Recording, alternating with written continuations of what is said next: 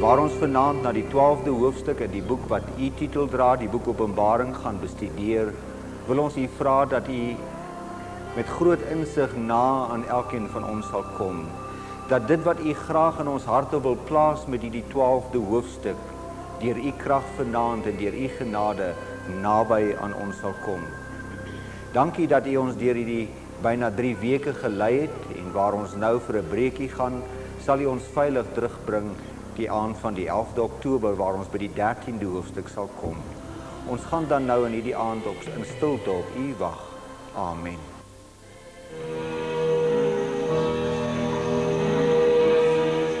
There's a promised land made for all and free. When your race down here is run, there's no broken dreams or more memories. It will be worth it all when we get home. It will be worth it all just to see his face when he claims us for his own. We'll have 10 million years to sing amazing grace. It will be worth it all when we get home. There are no sad farewells, there are no tear-stained nights, there are no heartaches, grief or wars. There are no sad farewell, will never cloud our skies. It will be worth it all when we get home. It will be worth it all just to see his face when he claims us for his own. We'll have 10 million years to sing amazing grace. It will be worth it all when we get home. It will be worth it all when we get home.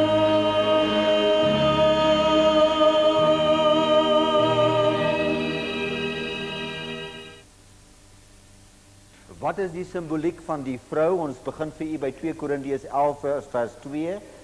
Want ek is jaloers oor julle met 'n goddelike jaloersheid, want ek het julle as aan een man verbind om julle as 'n reine maagd aan Christus voor te stel. Eintlik weet u dit baie goed, dat die bruid of die vrou stel die kerk voor. Mense soos u en ek wat bereid is om die Here te volg. Die King James Version, die Engels, sê vir my ietsie mooier hier. 'n Groot en wonderlike ding het gebeur. Hier is die bruid.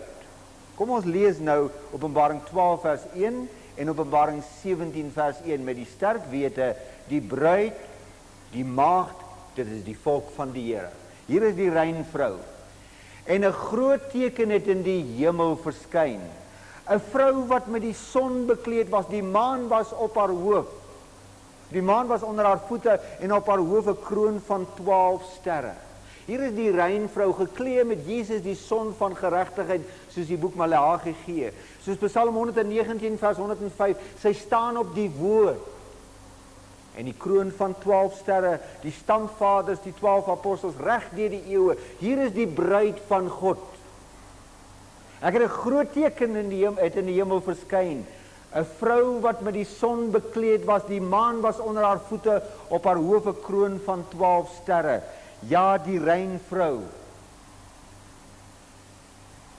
Teenoor haar, Openbaring 17 staan: Kom hierheen, ek sal jou toon die oordeel van die groot hoer wat op baie water sit. Ja, daar's 'n reine maagd, maar daar's ook 'n valse maagd. Daar is 'n reine bruid, maar daar is 'n valse bruid. En eenaand gaan ons 'n hele lesing wy aan Openbaring 17. Kom hierheen, ek sal jou toon die oordeel van die groot hoer wat op baie waters sit. Dit gaan nie 'n maklike lesing wees nie. So u verstaan die twee simbolieke nou, kom ons begin dan nou by Openbaring 12. 'n Groot teken het in die hemel verskyn, hier was die vrou. Die rein vrou. Luister nou na die volgende vers. Sy was swanger, sê die Bybel, die Openbaring van Jesus Christus, die 12de hoofstuk. Sy was swanger en het uitgeroep in die weeë van haar baringsnood. As die bruid, as die vrou die kerk is, hoe kan 'n kerk swanger wees? Hier moet u onthou, reg in Genesis 3 vers 15, toe die sonde, die mens in sonde geval het, het die Here beloof dat hy sy seun sou stuur, gebore uit die maagd, gebore uit hierdie volgelinge van hom. Vir byna 4000 jaar het die kerk gewag vir die geboorte van Jesus. Ek wil hê jy moet dus baie duidelik besef, Openbaring hoofstuk 12 skakel in by die tyd toe Jesus gebore is. Die vrou was swanger en sy het uitgeroep in die weeë van haar baringsnood. Maar nou begin die drama ook. Vers 1 het ons vertel van die rein vrou. Vers 2 sê hierdie bruid, hierdie kerk is swanger. Die seun van God is op die punt om gebore te word, om verlossing na die mens te bring. Maar nou kom die probleem. Vers 3, Openbaring 12 vers 3. En 'n ander teken het in die hemel verskyn. 'n ander teken het in die hemel verskyn. Daar was 'n groot vuurrooi draak met 7 koppe en 10 horings. Teenoor hierdie rein vrou, hier is die bruid, sy swanger. Ons weet presies wat 'n tyd in die geskiedenis dit is. Maar nou verskyn daar 'n draak met 7 koppe en 10 horings. U gaan net nou sien, dis die duiwel self. U moet vanaand probeer verstaan wat die woord van God vir u bring. Die rein vrou, sy is op die punt om geboorte te skenk aan die verlosser van die hemel en aarde, en die Bybel bring aan ons 'n ander teken het in die hemel verskyn. Daar was 'n groot vuurrooi draak met 7 koppe en 10 horings, en uiteindelik van hierdie 10 horings gaan net 7 krone hê, maar ons gaan volgende keer daarby kom.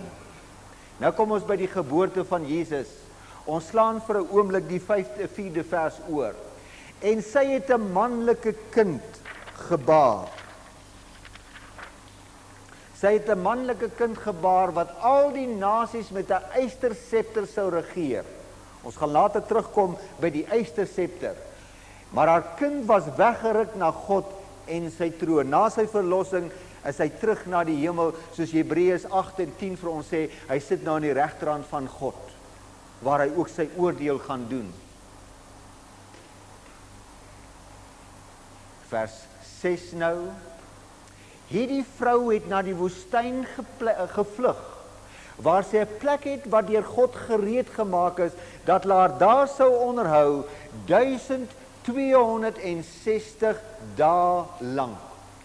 Dit wat ek nou vir u gelees het, 1260 dae, onthou jy die 10 dae profesie? Nou is ons by 'n profesie 1260 dae. Hierdie profesie verskyn 7 maal in die apokaliptiese profesieë. 2 maal 1260 dae, ander keer 42 maande en 3 maal onder 3,5 jaar. Ons gaan 'n hele aand daarin by, die aand as ons Openbaring die 12de hoofstuk lei. Wat bedoel dit dat die kerk na die woestyn gevlug het vir 1260 jaar? So al sou u nou baie nuuskierig wees, wil ek dit net in u verwysingsraamwerk plaas. Na die kind weggeruk is na God in sy troon, moes hierdie vrou vlug na die woestyn. En jy gaan dit later baie duidelik verstaan, vir 1260 dae lank. Maar kom ons kom verder by die probleem. Die vrou het verskyn, hier was hulle wat God wou volg, hier was hulle wat die verlossing in Jesus aanvaar, maar teenoor hulle, teenoor hierdie bruid, teenoor hierdie kerk, staan hierdie draak. Kyk wat gebeur nou. Satan het die oorlog verloor. Daar was 'n oorlog in die hemel, en nou kom ons by nuus wat nie lekker is nie. Openbaring 12 vers 7. En daar het 'n oorlog in die hemel gekom. Ek wil u vra om te sien wat die woord van God nou vir u sê. Waar het daar 'n probleem ontstaan? Waar het daar 'n oorlog gekom? Het sonde in die tuin van Eden begin toe Adam en Eva geval het, of het die sondeprobleem ouer as die tuin van Eden? Waar het die probleem ontstaan? Daar het 'n oorlog in die hemel gekom. Michael, 'n ander naam vir Jesus, en sy engele het oorlog gevoer teen die draak. En die draak en sy engele het oorlog gevoer teen Michael. Waar het die oorlog ontstaan? Baie diep inligting gaan vanaand uit Openbaring 12 na u en my kom. Daar het 'n oorlog in die hemel gekom. Michael en sy engele het oorlog gevoer, die draak het teen hulle oorlog gevoer, die draak ook met sy engele. Maar die wonder van hierdie verhaal, dis 'n drama wat gebeur het. Sonde het nie hier ontstaan nie, maar waar het sonde ontstaan? Reeds in die hemel. Maar Satan het hierdie oorlog verloor. En hulle kon nie oorwin nie, en hulle plek was in die hemel nie meer te vind nie. Satan en sy gevalle engele se plek was in die hemel nie meer te vind nie. Ek kan in die oë sien vanaand. Ons lees die woord van God aan u. Ons lees die openbaring van Jesus Christus wat God u gegee het. Neem vanaand in. Groot insig gaan na u kom vanaand deur dit wat ons gaan saam lees. Satan en hulle kon nie oorwin nie, en hulle plek was in die hemel nie meer gevind nie. Wat gebeur nou? Satan en sy gevalle engele uit die hemel gewerp. En die groot draak is neergewerp, die ou slang, wat genoem word die duiwel en die Satan, wat die hele wêreld verlei. Hy is neergewerp op die aarde, en sy engele is saam met hom neergewerp. Ons gaan net nou sien, hoeveel van die engele het saam met Satan tot 'n val gekom. En jy gaan net nou sien, God het nie 'n Satan geskep nie. Hy het 'n pragtige wese. Die Bybel noem hom die môrester. Hy was die hoofengel. God het nie 'n Satan geskep nie. Net soos u met die vrye keuse vanaand hier sit, 'n vrye wese, so was Lucifer ook gemaak, of dan die môrester. Maar ek wil hê jy moet hoor wat daar staan. Die groot draak is neergewerp, die ou slang wat genoem word die duiwel en die Satan, wat die hele wêreld verlei. Hy is neergewerp op die watter plek, geliefdes? Die plek waar u en ek woon. Hy is neergewerp op die aarde. Hoekom? Waar het mense aan hom toegegee? Jy's hier. En jy gaan dit net nou 'n bietjie duideliker verstaan. Ek wil hê jy moet weet, waar is die Satan hier neergewerp en al sy engele, sy bose engele? Die plek waar u woon. Ja, daar is stryd wat in die diepste wese woed. Ons gaan net nou sien, hy is soos die brullende leeu. Ja, daar is 'n groot stryd tussen goed en kwaad, en u weet dit in u diepste wese. Hoe u elke dag moet stry om saam met hom of saam met die Here te beweeg. Want as God die engele wat gesondig het, u moet vanaand besef, sonde het nie in die tuin van Eden begin nie, voor die tyd. Ons sonde het wel in die tuin van Eden begin. Dis waar die mensdom geval het.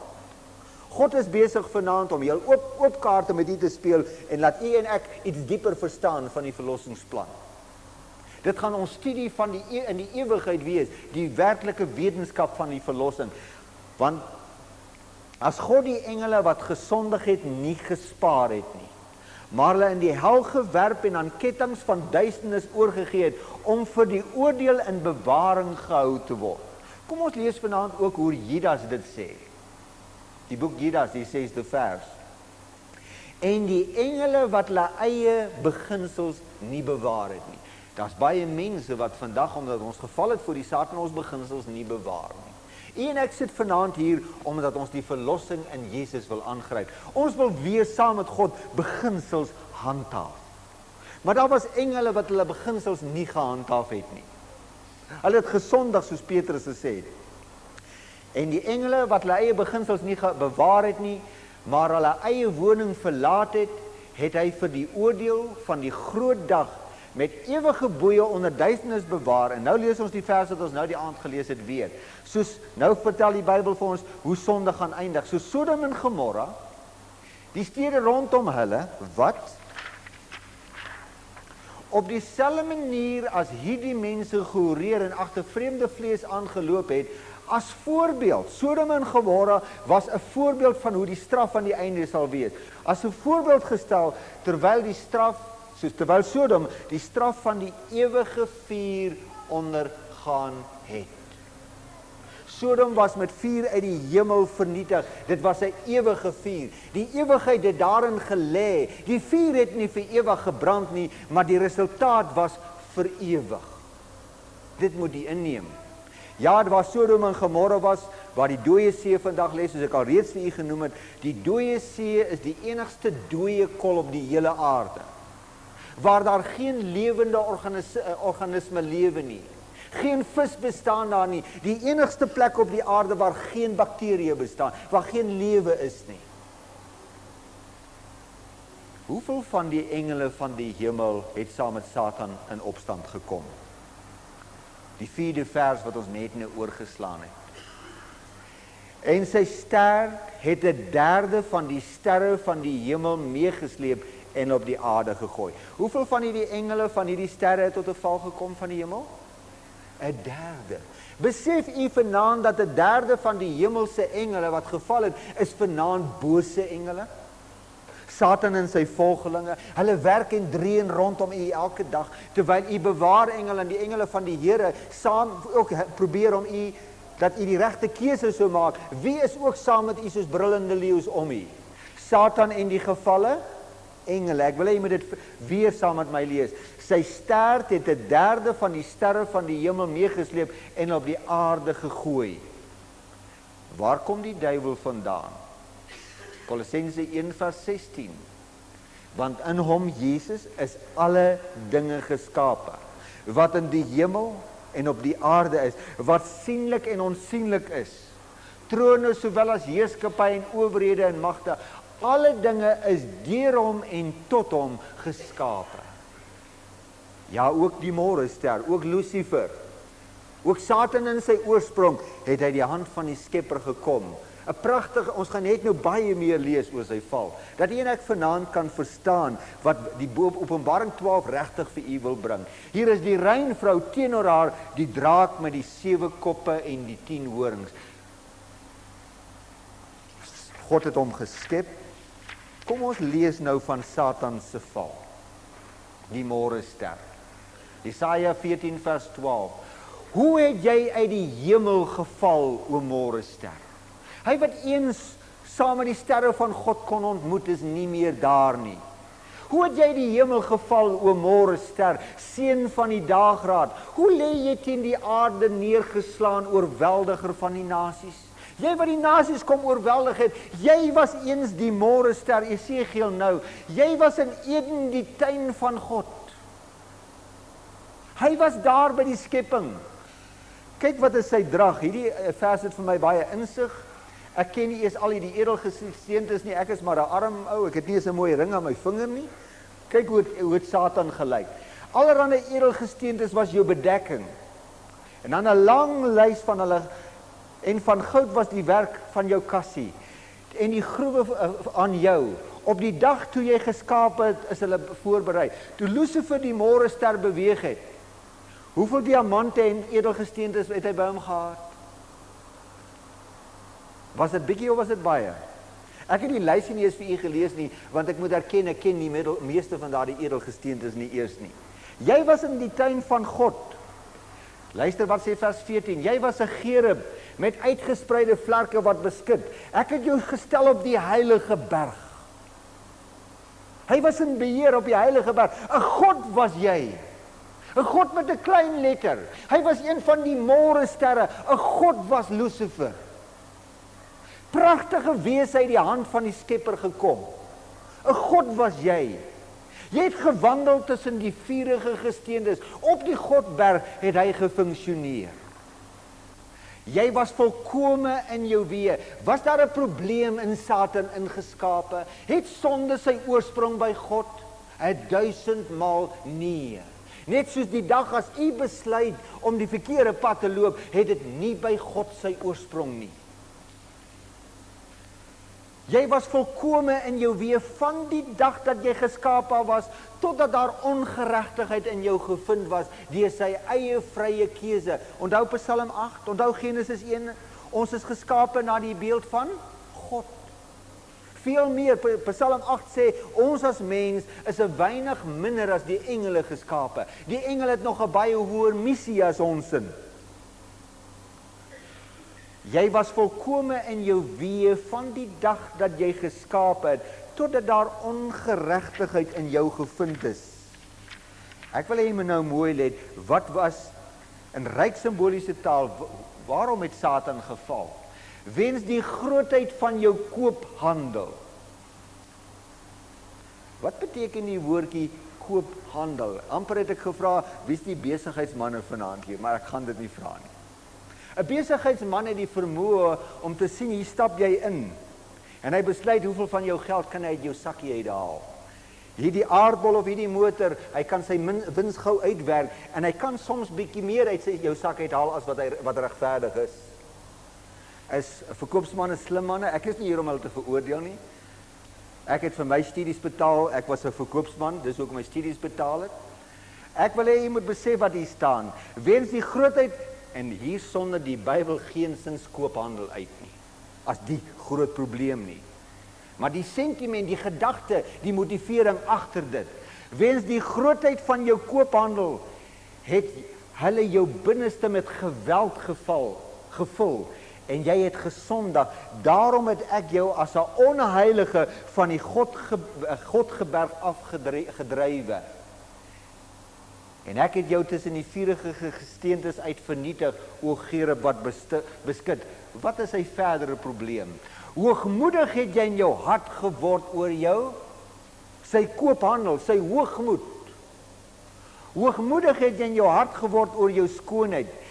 Jy het jou wysheid verderwe. Het jy al mense gesien, die wysheid wat God hulle gegee het, hoe bederf hulle daardie talent en wysheid?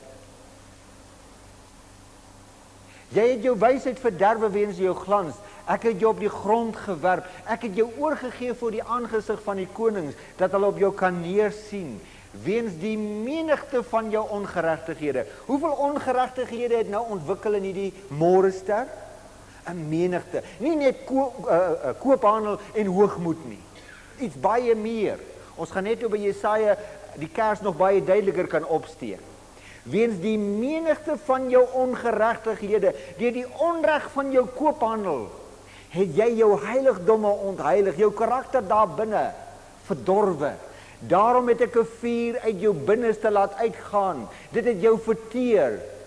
Ek het jou tot as gemaak op die aarde voor die oë van almal wat jou gesien het. So ietsie. Jesegiel 28 vers 19. Al jou bekendes onder die volke is ontsteld oor jou. Jy het 'n verskrikking geword en gaan daar nie meer wees tot in ewigheid nie. Gaan Satan vir ewig bestaan? Jy sal daar nie meer wees tot in ewigheid nie. Kom ons luister weer na wat Jesaja vir ons sê. Hoe het jy die hemel geval, o môrester, steen van die dageraad? Hoe lê jy teen die aarde neergeslaan, oorweldiger van die nasies? Jy het in jou hart gesê. Hier kom ons by 'n ryke raker vasvat oor wat was die probleem wat Satan ontwikkel het. Jy het in jou hart gesê, wat het ons gisterand ontdek? Waar begin 'n probleem? Waar begin egbreek? Waar begin diefstal? Jy begin dit eers koester waar? In jou binneste. Jy het in jou hart gesê, ek wil opklim in die hemel. Ek wil my troon verhef bo die sterre van God. En sit op die berg van samekoms op die uithoeke van die noorde. Ek wil klim bo die hoogtes van die wolke en my gelykstel met die Allerhoogste. Satan, as hy dit kon bereik het, sou wie onttroon het? Die God van liefde. Ek wil hê jy moet dit weer sien. Jy het in jou hart gesê, ek wil opklim in die hemel. Ek wil klim bo die hoogtes van die wolke. Ek wil my gelykstel met die Allerhoogste.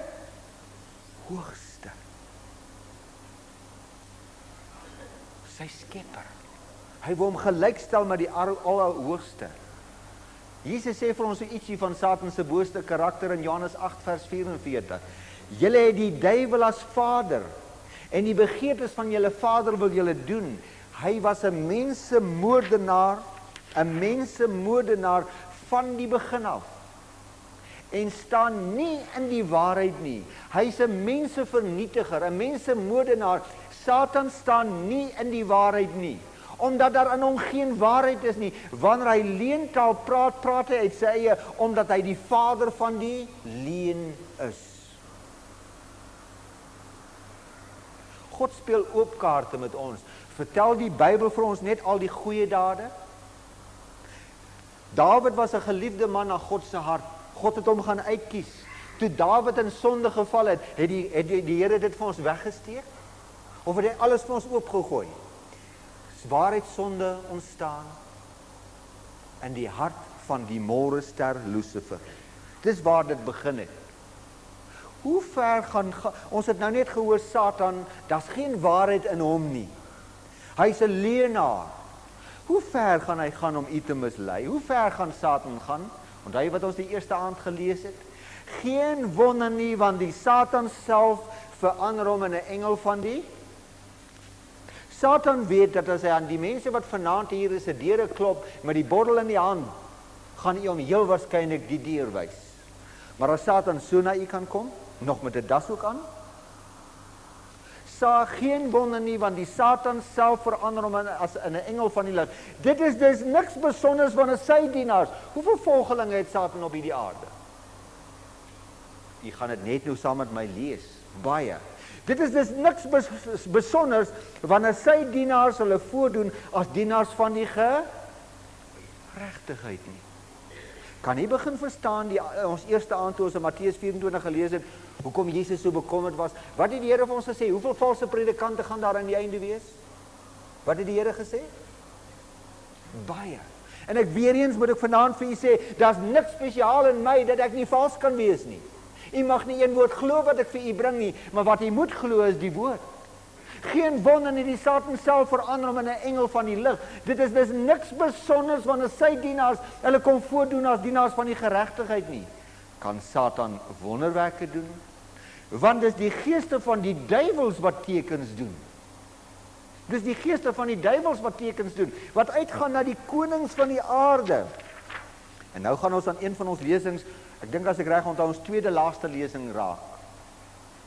Wat uitgaan na die konings van die aarde om die hele wêreld te versamel vir die oorlog van daardie groot dag van die almagtige God. Armageddon gaan ons tweede laaste lesing wees. Waar Satan alles opwerk vir daardie groot dag van die almagtige God se oorlog, Armageddon. Deel van die 7 laaste plaag. Ons gaan, as die Here ons gaan seën, as ons die aand die 11de Oktober, die dag as die skool begin terugkom, daardie aand doen ons die Antichrist. Een van Satan se subtiele aanvalle teen die bose, luister baie mooi, die teestander. Die woord anti beteken jy steen dit, of sy sterker betekenis, die woord anti soos ons hom ken is eintlik 'n sinonieme betekenis. Sy sterkste betekenis is in die plek van. Satan wil in u hart, in die kerk, die plek van God inneem. Daar staan die woord. Daardie woord kan net sowel vertaal gewees 'n teestander of antichrist, teen Christus. Die teenstander wat hom verhef bo al wat God genoem word of voorwerp van aanbidding is. Hier kom die gedagte.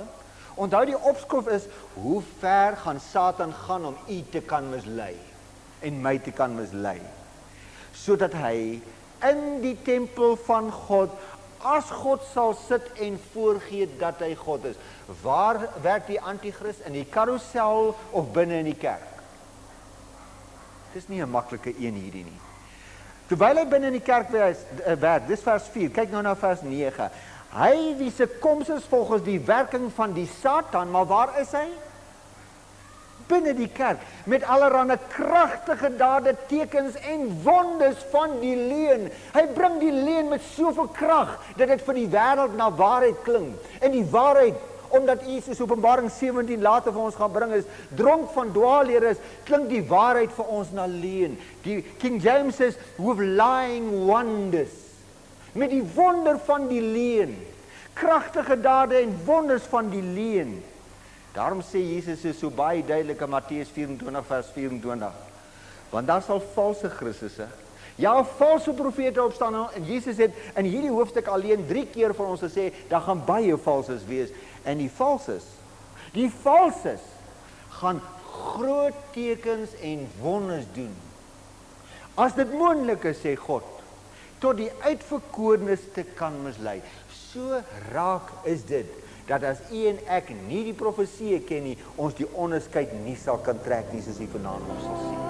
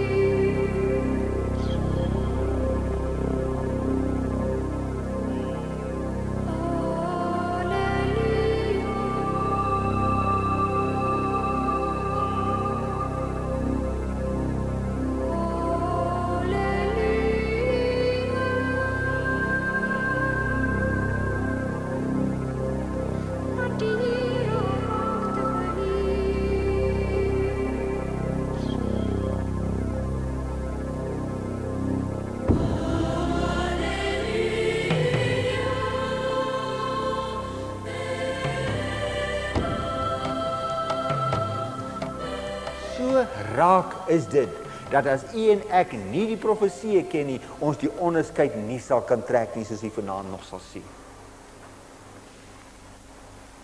Hier is my een van die moeilikste tekste in die Bybel. Baie sal in daardie dag vir my sê, Here, Here. Hierdie is 'n uitroep, Here, Here, het ons dan nie in u naam geprofeteer nie, Here? In die naam duiwels uitgedryf, in die naam baie kragtig gedoen nie. Hoekom roep en vra hierdie mense dit vir God? Dis voor die oordeelstroon. Weet jy wat is die antwoord van God teenoor hulle?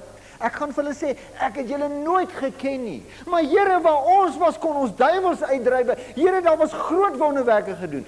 Wie het daardie wonderwerke gedoen? Begin jy besef? Omdat Satan nie die woord van God kan neem en vers vir vers kan wys wat daar staan nie. Hoe kan hy sy kredietwaardigheid by u en my bou? Deur wat te doen? Groot. En u en ek is so naïef. En ek sê dit in 'n positiewe sin. So naïef. As u en ek as u 'n gebed hoor en dan geskied 'n wonderwerk, wat is die eerste afleiding? Dit moet van wat het God ons gewaarsku? Kan Satan wonderwerke doen? Gaan hy wonderwerke doen? Hoeveel wonderwerke gaan hy doen? Klein wonderwerkies of groot wonderwerke? Het is nie 'n maklike ding wat ons uit die woord uit lees nie. Here, in die naam het ons dan geprofeteer, Here. Ons het dan duiwels uitgedryf, Here. Waar ons doen, ons kon groot dinge, groot kragte het plaasgevind terwyl ons U aanbid het. Dan gaan ek sê ek het julle nooit geken nie. Eintlik moes ek vir u Lukas 13, u kan gerus daar in die notas ook inskryf Lukas 13. Gaan lees daardie hoofstuk. Here, maar u het ons dan op die straat geleer, sê Lukas 13. Here, ek sê weer vir julle, ek ken julle nie. Ons is besig met baie ernstige skrifgedeelte. Ek oorbeklemtoon dit nie. Ek wil net die woord van God vir u lees. Sal Satan die Bybel aanhaal om te mislei? Ken die Satan die Bybel? Jesus het gesê hy ken die woord baie goed en hy sidder.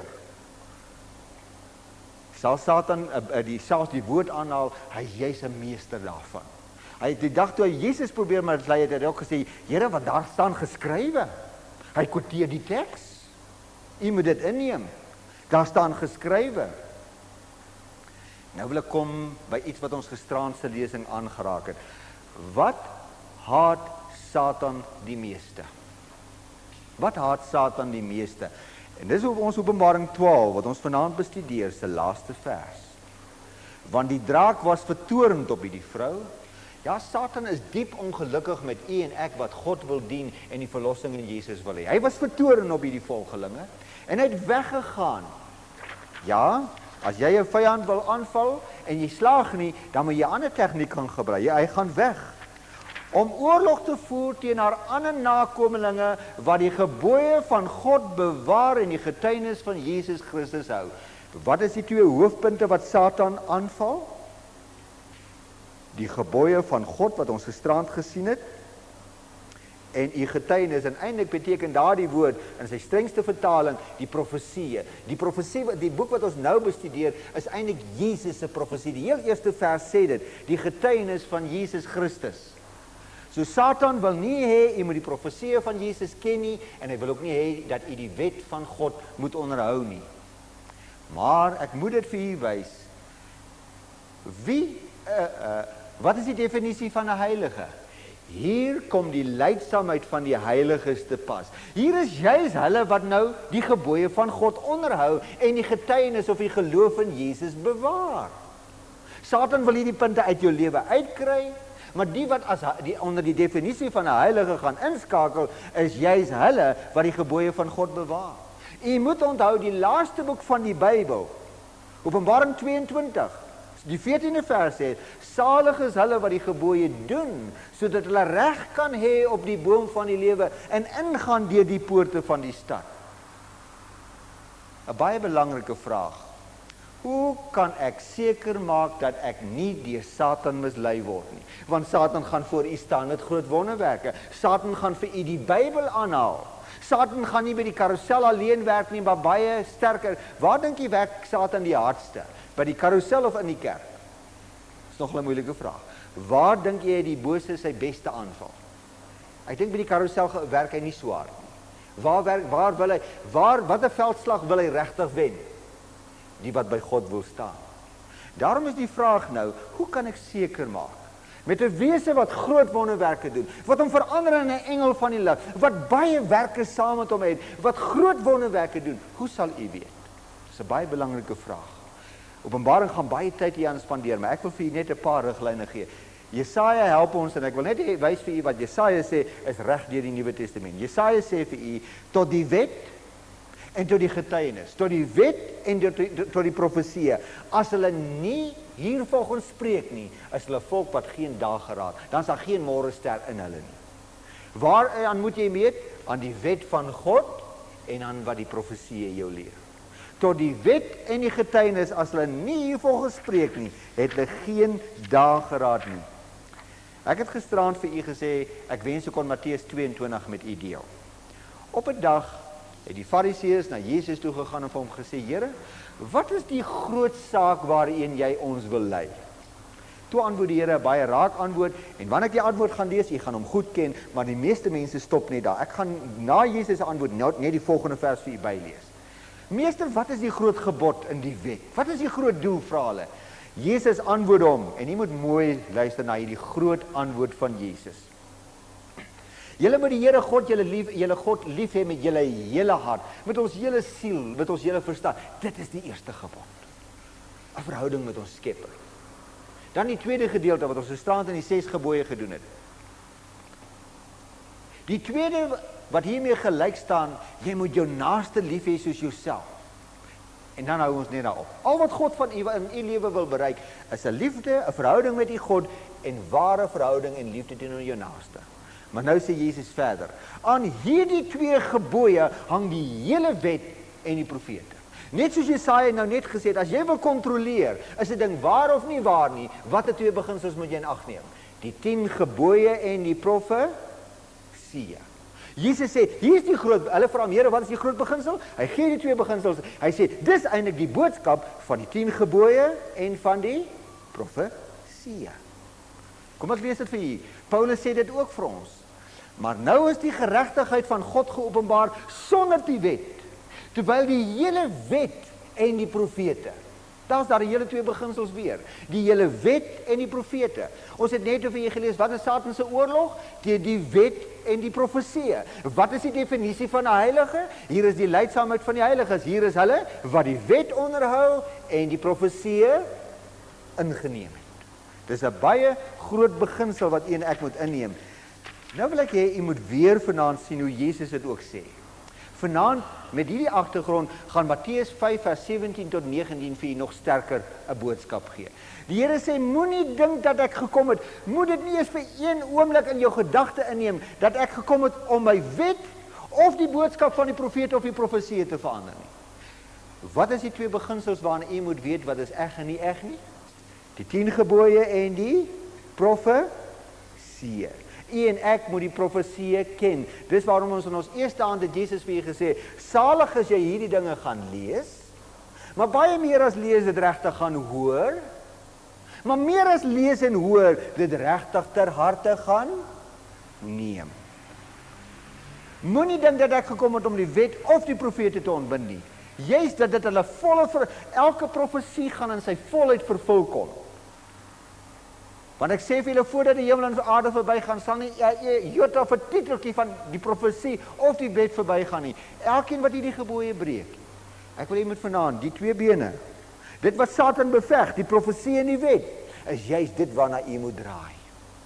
Want u sal nie uit u eie die onderskeid kan neem nie. Waarmee word Satan vergelyk? Wees nugter en waaksaam wat julle teestander. Hierdie een wat werk om in die plek van God in die lewe te kom. Die teenstander, die duiwel loop rond soos 'n brullende leeu en soek wie hy kan verslind.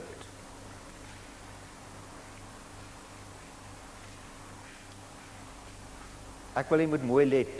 Ons kan later meer deeglik daaraan gaan, maar wat is Satan se finale lot? Hy wat op 'n dag besluit het, hoogmoedig geword het, wat begin werk het om bo kan die Allerhoogste te kom, wat uiteindelik uit die hemel gewerp is. Wat is sy finale lot? Weens die menigte van jou ongeregtighede, jou koophandel, jou heiligdom het jy bederwe.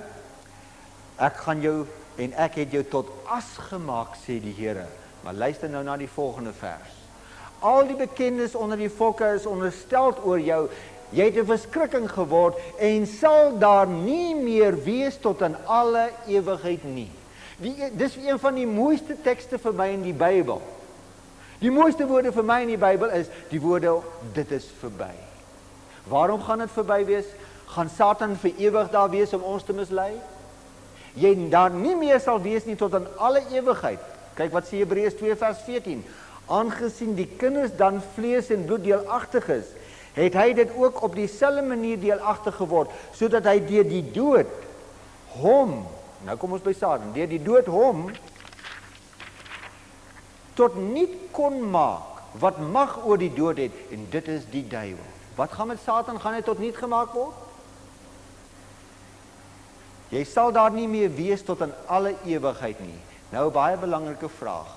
Nou kom ons terug. Ek is so bly dat dit is nie 'n lekker lesing vir my om die hele tyd oor die ontstaan van kwaad te praat nie.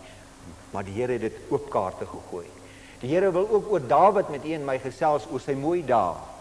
Maar die Here het ook vir u sy ander dae vir u gebring. Hoe kan ons die duiwel oorwin? Jesus het die dood en Satan oorwin.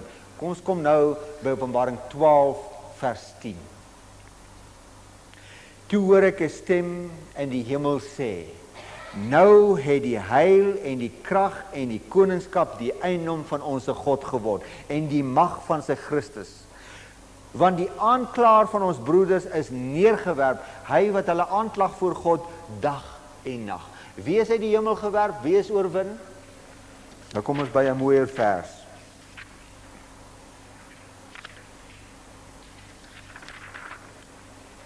Hoe kan ons gered word? En hulle het hom oorwin deur die bloed van die lam. Wie het vir ons die ewige dood gesterf? Wie het vir ons prys betaal? U ken hierdie verhaal. En hulle het hom oorwin deur die bloed van die lam en deur die woord van hulle getuienis, en hulle tot die dood toe hulle lewe nie lief gehad nie. Iemand wat God werklik ontdek, vir hom raak hierdie wêreld nie alles nie. Soos jy gesien het, die mense wat op brandstapels gesterf het, hulle tot die dood toe, hulle lewe hier nie lief nie. Hulle weet dat hierdie eerste dood wat hulle gaan sterwe het, niks is. Die angel is uit die dood verwyder, soos u en ek alreeds bestudeer het. Iemand wat verlossing in Jesus aanvaar, kry 'n nuwe visie. Hierdie lewe is nie al wat tel nie. Hulle tot die dood toe hulle lewe nie lief gehad nie. En nou, iets moois. Vreugde en bekommernis van die hemel. Ek wens jy kan die volgende vers, en ek hoop dat jy die volgende vers sy inhoud goed gaan inneem. Die dag toe Satan en sy engele uitgewerp was daar twee teenstrydige emosies in die hemel. Die een van vreugde, omdat die sondeprobleem daar opgelos was, maar omdat Satan neergewerp was na die aarde, was die hemelbewoners ook baie bekommerd oor u en my. Meer bekommerd as wat ons oor onsself is, wat ons besef nie waarmee ons te doen het nie. Luister na hierdie vers met sy twee emosies.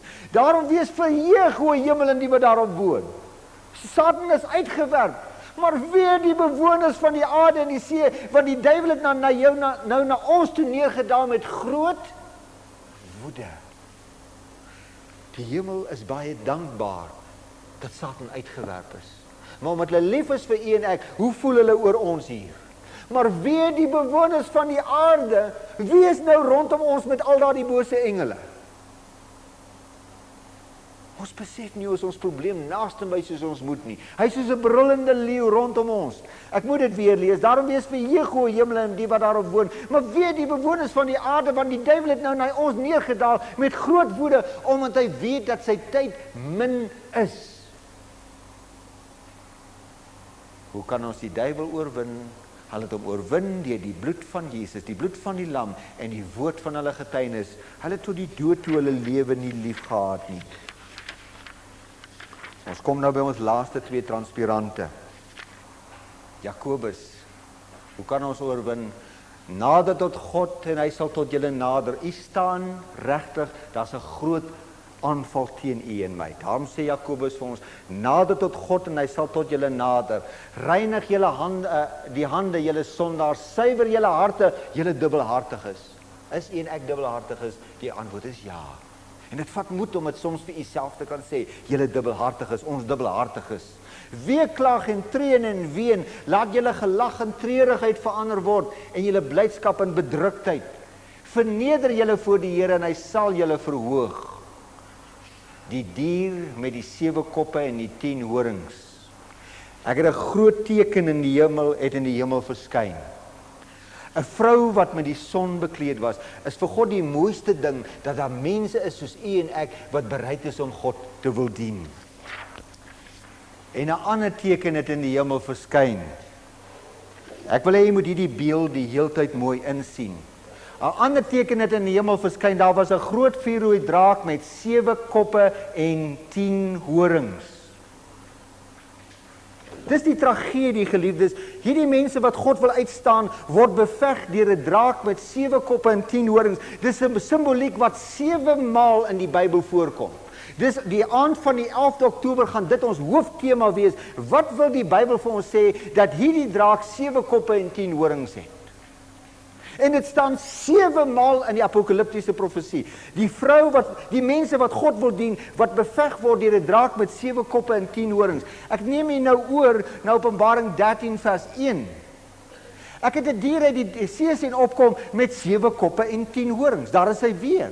Dis ook Openbaring 13 se hooftema. Openbaring 12 het ons net vertel daarvan. Openbaring 13, Daniël 7, Openbaring 17 gaan vir ons die hele verhaal bring die 11de Oktober.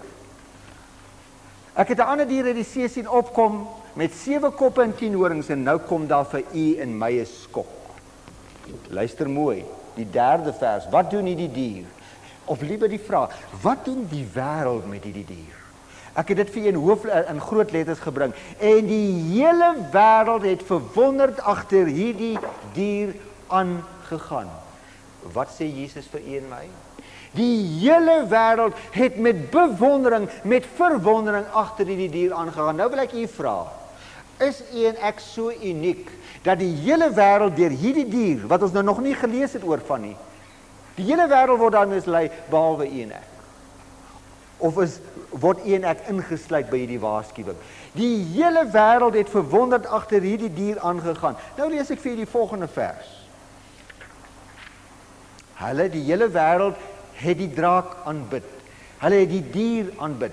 Wat sê die vers? Wie aanbid ons as mens? God of die draak? Ek moet saam met die stem. Dis nie woorde wat maklik by my of u verbygly nie. Wie se woorde is dit? Dis die openbaring van Jesus Christus. Vers 1 het ons vertel van die dier met die 7 koppe en die 10 horings. Vers 3 het gesê, die hele wêreld volg hom. Vers 4 sê, hulle die draak nou aanbid, hulle die dier, kom ek lees hierdie vers nou volledig. Hulle die draak aanbid wat die dier mag gegee het. En hulle die dier aanbid en gesê, Wat sê ons in ons binneste? Wie is aan hierdie dier gelyk? Wie kan teen hom oorlog voer? Daar's niks fout nie. Weet jy wat sê die 8ste vers? En al die bewoners van die aarde sal hom aanbid. Hoeveel gaan hom aanbid? Al die bewoners. Is dit u en ek uitgesluit? Die Bybel gaan nou vir ons sê wie's uitgesluit. Al die bewoners van die aarde. En vers 3 het gesê die hele wêreld. Onthou jy dat jy by Openbaring 12 vers 17 net nog gekom het by 'n woord wat gestaan het oorblyfsel? Of van die Engelse vertalings vertaal dit met remnant. Dames, wat is 'n remnant? Die groot stuk materiaal, daar bly so 'n klein stukkie oor. Die hele wêreld het hom met verwondering agter hom gegaan. Almal aanbid hom behalwe die oorblyfsel. Wie's hulle? Kom ek lees die vers. Almal, ek wil die vers volledig lees. En al die bewoners van die aarde sal hom aanbid.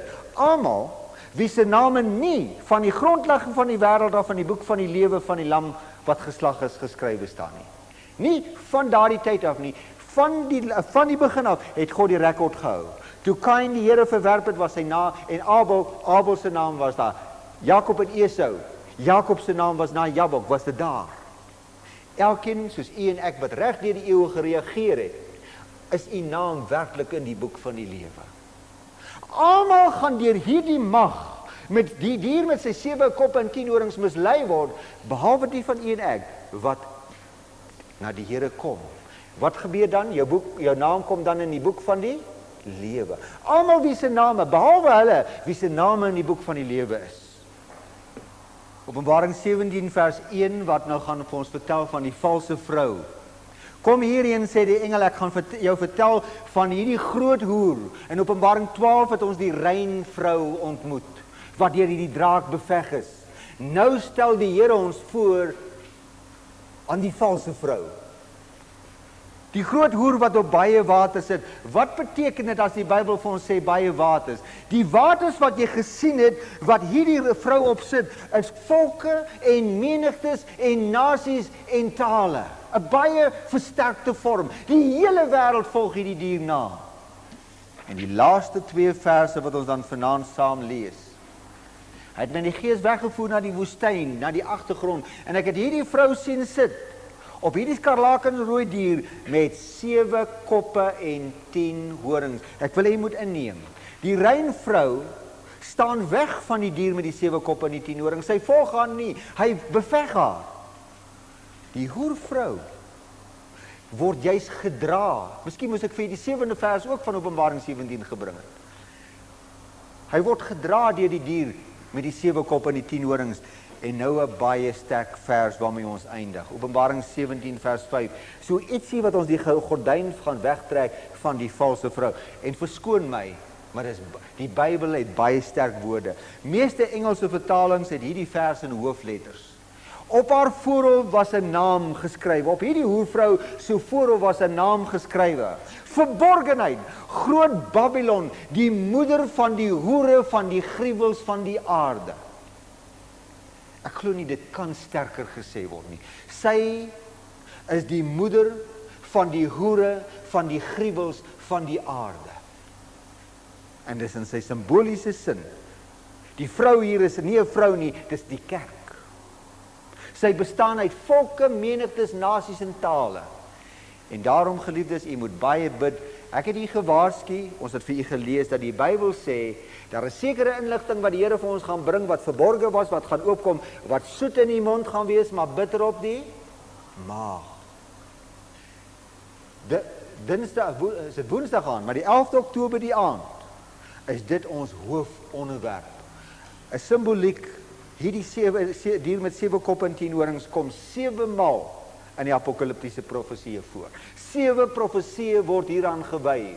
Ek dink dis baie belangrik dat ek moet weet wie dit is. Wat 'n nood om op te eindig. Mag die Here u seën. Ek hoop u geniet die paar dae van vakansie, maar bid vir daardie aand wanneer die Here hierdie inligting vir ons gaan oopmaak. Ons Vader in die hemel, ons is dankbaar teenoor u vanaand vir die insig wat u ons gegee het. O Heer, diep as die inligting wat tot ons gekom het en sal U in U Gees na ons kom, laat ons die diepte kan besef van wat werklik vanaand tot ons gekom het. Dat die sondeprobleem 'n groot probleem is en dat die brullende leeu wat rondom ons beweeg 'n baie groot realiteit is. Dat die aanval op ons baie subtiel is, maar dat die verlossing baie groter is, dat ons in U kan oorwin en dat U graag vir ons oë wil gee wat kan sien, ore wat kan hoor, harte wat kan verstaan. O Here in die hemel, sal U ons terugbring dat ons kan verstaan, want U het reeds al oorwin. Help ons om vanaand dan ook duidelik te besef dat die bose 'n oorwonne vyand is. Elke aanslag wat hy nou loods, hy is oorwin. Dankie vir dit wat tot ons gekom het en sal U ons dus 11 Oktober terugbring, sodat ons verder kan stap met dit wat U baie graag wil hê ons moet verstaan. Amen.